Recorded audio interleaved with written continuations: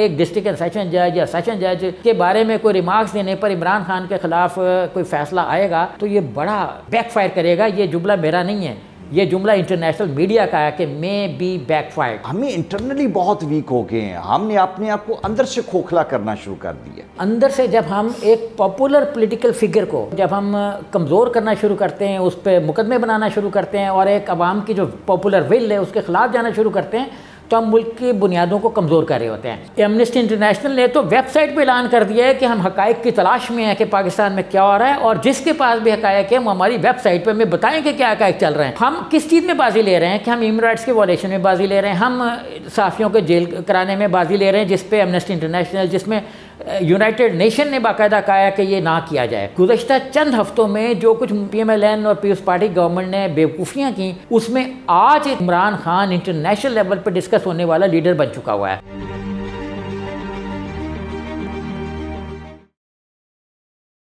हम तो चाइना बनने चाह रहे थे, हम सिंगापुर और मलेशिया और कोरिया बनने जा रहे थे, लेकिन ये क्या हुआ, हम तो सोमालिया और अफ्रीका के और पता नहीं श्रीलंका की तर्ज के मामला चल रहे हैं। अल्लाह ना करे कि कभी हम इस तरफ जाएं, लेकिन जो हमारे लीडर्स हैं, जो हमारे वो लोग जो मैटर करते हैं, जिनके हाथ में मुल्क के मामलात हैं, वो इसको बड़ा लाइटली ले रहे हैं। इकॉनमी की तरफ तो है मामलात, लेकिन जो पॉलिटिकल इंस्टेबिलिटी है, इसकी वजह से बेशुमार मामलात ख़तरे में हैं। क्या हो रहा है, हम किस तरफ जा रहे हैं, डिस्कस करने के लिए मेरे साथ सुहेब मरगूब साहब हैं। Sir, thank you very much for your time. नहीं, आपका शुक्रिया। मुझे सबसे पहले ये बताएं कि ओवरऑल जो मुल्क की सूरत हाल है, जो क्योटिक सिचुएशन है, इसको आप being a very sensitive Pakistani किस तरीके से देख रहे हैं? बीइंग सेंसिटिव का जो लफ्ज़ आपने इस्तेमाल किया ना, उसमें तो सारी सेंसें ख़त्म हो जाती हैं जब मैं इसके बारे में सोचना शुरू करता हूँ कि क्या बनने वाला है। क्योंकि हम देखें, आपने कहा कि हम इकोनॉमिक्स का सोच रहे हैं शायद, लेकिन उसका भी नहीं सोच रहे। आज बिजली 9 रुपये फ़ी यूनिट महंगी हुई और 3 शहरों में आज बिल जलाए गए हैं, बिलों पे हड़ताल हुई है। अब ये एक कैओटिक जो फाइनेंशियल क्योस की शक्ल में सामने आ रहा है, वो भी बहुत अपनी जगह ख़तरनाक है। और जो आपने श्रीलंका की मिसाल दी, श्रीलंका में मुआशी बहरान था जो बाद में कन्वर्ट हो गया। मुआशी और प्लस उसमें और भी अवामिल थे, जैसे मुसलमानों को उन्होंने बड़ा तंग किया हुआ था, वहाँ पे जेनोसाइड भी हो रहा था, तो उसमें जेनोसाइड का भी एलिमेंट था। फिर इंडियन इन्फिल्ट्रेशन उसमें बहुत ज़्यादा थी।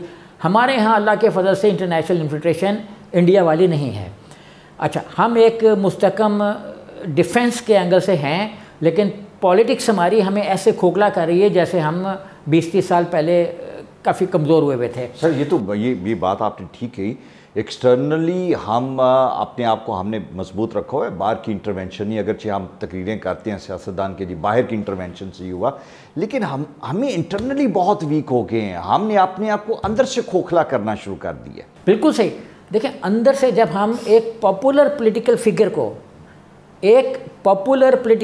को जब हम कमज़ोर करना शुरू करते हैं, उस पर मुकदमे बनाना शुरू करते हैं और एक अवाम की जो पॉपुलर विल है उसके ख़िलाफ़ जाना शुरू करते हैं, तो हम मुल्क की बुनियादों को कमज़ोर कर रहे होते हैं। आज आप देखें कि अब कल परसों में 2-3 बड़ी डेवलपमेंट्स हुई, जिसमें एक मुकदमा 7A का उसमें एंटी टेररिस्ट एक्ट लगा दिया इमरान खान पे। मैं आपको बताऊं कि जब नेशनल एक्शन प्लान बन रहा था, जब राहिल शरीफ साहब की क़यादत में यहाँ पे एक ऑपरेशन हुआ, जिसके तहत ज़रब अज़ब के तहत हमने यहाँ पे टेररिज्म का ख़ात्मा करने के लिए किया, उस पर बेताशा मुकदमे दर्ज होना शुरू हो गए टेररिज्म एक्ट के तहत, क्योंकि इसमें ज़मानत नहीं थी। ठीक है। अब जो लैंडलॉर्ड थे, मगरमच्छ टाइप लोग थे, जो माफिया हर ज़माने में थानों के साथ मिलकर ऑपरेट कर रहा होता है, उन लोगों ने क्या किया, वो मेरे जैसे आदमी ने कि किसी को कुछ तंग किया, उसने उठा के उसको भी 7A लगा दिया।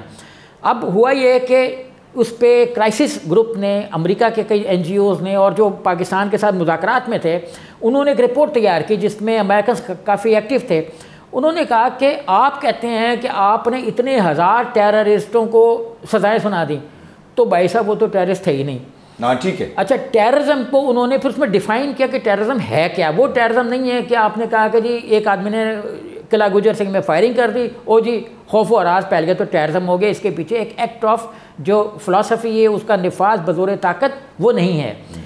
तो इन्होंने भी जब इमरान खान पे टेररिज्म का मुकदमा बनाया, तो सर आज तमाम इंटरनेशनल मीडिया ने, जिसमें CNN है, जिसमें टाइम है, जिसमें गार्डियन है, हत्ता कि जर्मन अखबारों ने भी कुछ किया जो मुझे समझ में नहीं आया कि उन्होंने क्या लिखा है।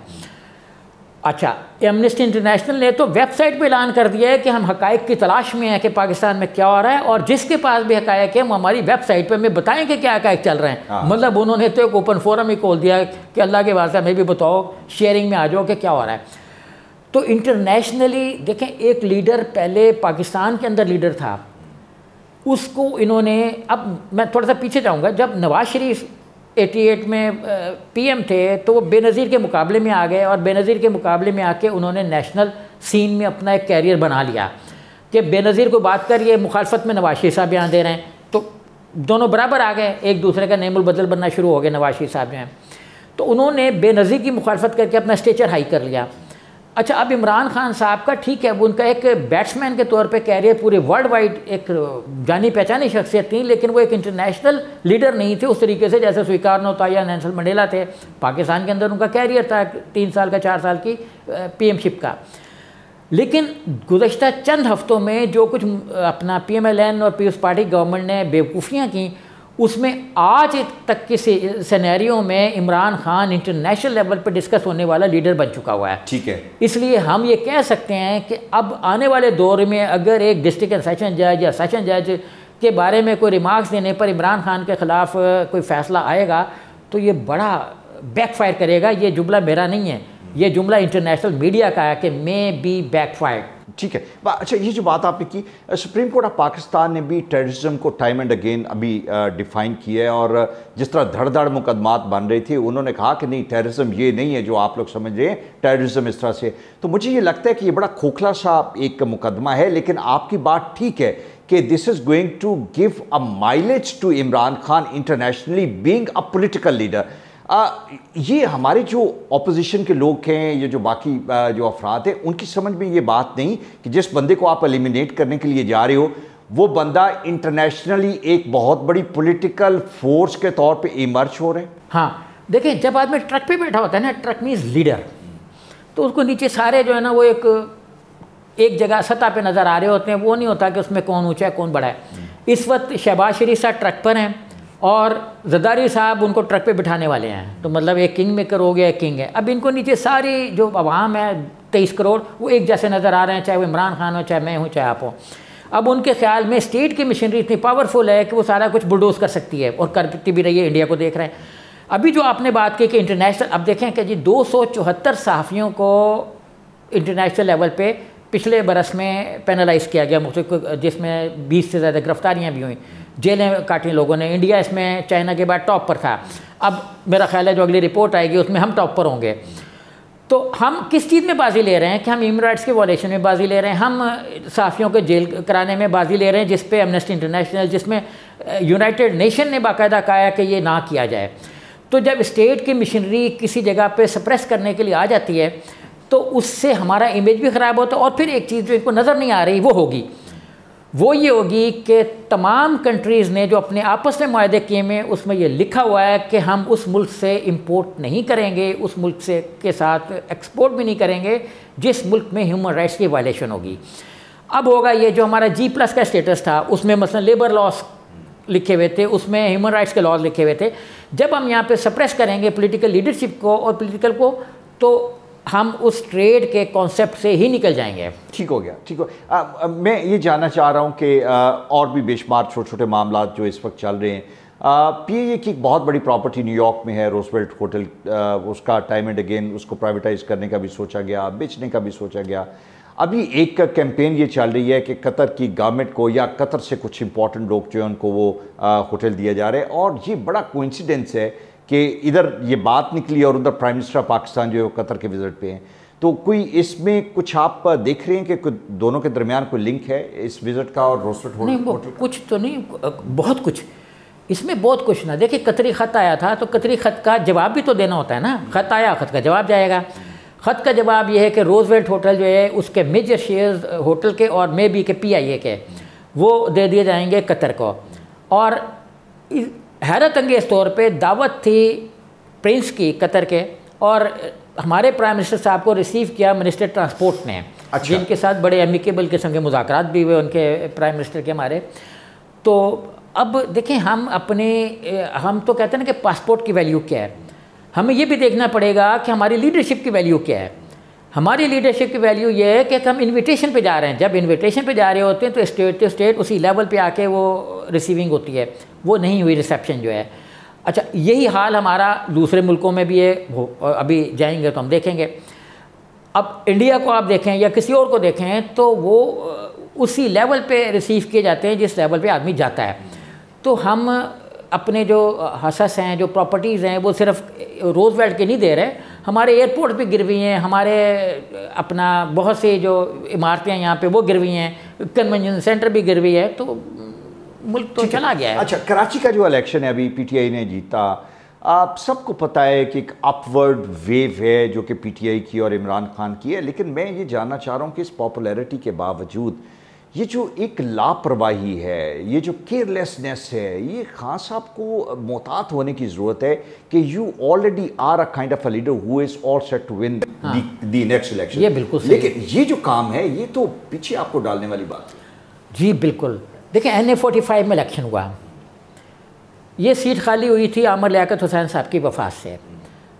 अब इसमें 3-4 फैक्टर थे। एक तो कि एक साइड पे PDM थी, दूसरा ये था कि इलेक्शन थे कराची में जहाँ पे पीपल्स पार्टी की गवर्नमेंट है और MQM के साथ कोलैबोरेशन के साथ वो चल रहे हैं। और एक जो अल्ताफ़ हुसैन हमारे लीडर, हमसे मतलब एक सेक्शन के लीडर वहाँ पे, उन्होंने बाइकआउट का कहा। अब इस वक्त पीटीआई को नीचा दिखाने के लिए एक ग्रोह ये कह रहा है कि वो तो जी बाइकआउट की जो कॉल थी वो ज़्यादा कामयाब हो गई। अब इसमें बाइकआउट की कॉल कामयाब नहीं हुई क्योंकि फ़ारूक सत्तार के 3,500 के करीब वोट हैं, PDM के 13,000 के करीब वोट हैं, और जो अपना पीटीआई का कैंडिडेट थे मौलवी साहब, उनके 40,000 के करीब वोट हैं, 29,000 के। तो अब वो मतलब जो हैं बहुत अपनी लीड पे गए हैं, और ज़िमनी इलेक्शन में तो होता ही है, और वोट की परसेंटेज कम भी रखने की कोशिश की गई। अच्छा, अब आ जाते हैं हम, एक जो ग्राफ इनका ऊपर जा रहा है, अब इनको ग्राफ को संभालना, जो आपने कहा कि इनको चाहिए कि अपने ग्राफ को संभालने के लिए संजीदा हो जाएं। अब देखें पूरे मीडिया पे पीटीआई के लीडर्स कह रहे हैं कि शहबाज गिल के साथ ज़्यादती हुई है, और ज़्यादती की वो सिचुएशन भी बता रहे हैं। अच्छा, ये वो चीज़ें हैं जो हुई भी होती हैं तो लोग नहीं बताते कि हमारे साथ क्या हुआ है।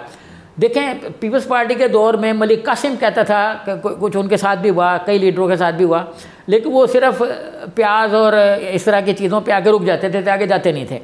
अब खुल्लम खुल्ला लोग चैनल पे आके कह रहे हैं कि जो उसके साथ ये हो गया, उसके साथ, तो ये एक लूज टॉक है जो हो रही है, ये नहीं होनी चाहिए। अच्छा, इससे इमेज भी ख़राब होता है, ख़राब होता है। Just for the information, memory को रिफ़्रेश करने के लिए, माजी में कितने लोग शहबाज गिल बने, वो कौन कौन से थे? जिस तरह मलिक कासिम का देखें, माजी में आपकी मेमोरी बड़ी अच्छी है, मैं चाहता हूँ रिकॉल करें कौन कौन शहबाज गिल हुआ। माजी में काफ़ी सारे लोग शहबाज गिल तो नहीं बने, क्योंकि ये जो कह रहे हैं वो तो नहीं, ये तो आप एक फिनोमिनन बन गया ना।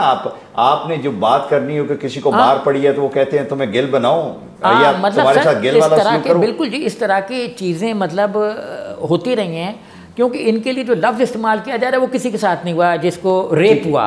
रेप तो नहीं हुआ, लेकिन बहरहाल जो तशद्दुद के लिए डंडे शंडे थे वो तो बहरहाल माजी में PNA की आधी लीडरशिप के साथ हुए। अच्छा, आधी लीडरशिप के साथ हुए। My goodness sir, thank you very much. ये बड़े खौफनाक बातें हैं जो डिस्कस की जा रही हैं और जो हमारे नॉलेज में हैं, लेकिन मुल्क के लिए बेहतर नहीं है। मुल्क के लिए हमें बहुत अक्लमंदी से सोचना पड़ेगा, और लीडरशिप थोड़े लोग हैं, लेकिन ये थोड़े लोगों में सैनिटी नहीं। For the sake and for the cause of Pakistan अपने अंदर सैनिटी पैदा करें और ये रियलाइज़ करें कि आपके मामलात की वजह से जो इंटरनेशनली मैसेज आ रहा है उसकी वजह से आपकी ट्रेड रुकेगी, आपकी इंपोर्ट और एक्सपोर्ट डिस्टर्ब होंगी, और जहाँ पे इंटरनेशनली ये ममालिक की कमिटमेंट है कि उन लोगों से और उन ममालिक से ट्रेड नहीं करनी जहाँ पे ह्यूमन राइट वायोलेशंस हैं, जहाँ पे टेररिज्म के हवाले से बातें हो रही हैं। हम तो बड़ी मुश्किल से इससे निकल रहे हैं। आप दोबारा मुल्क को उस तरफ ना धकेलें। Thank you.